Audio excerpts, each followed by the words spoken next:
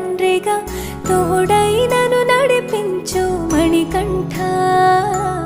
కష్టాలే తరిమినా కన్నీరే ముంచిన నీవే నాకు దిక్కు కదా అయ్యప్ప.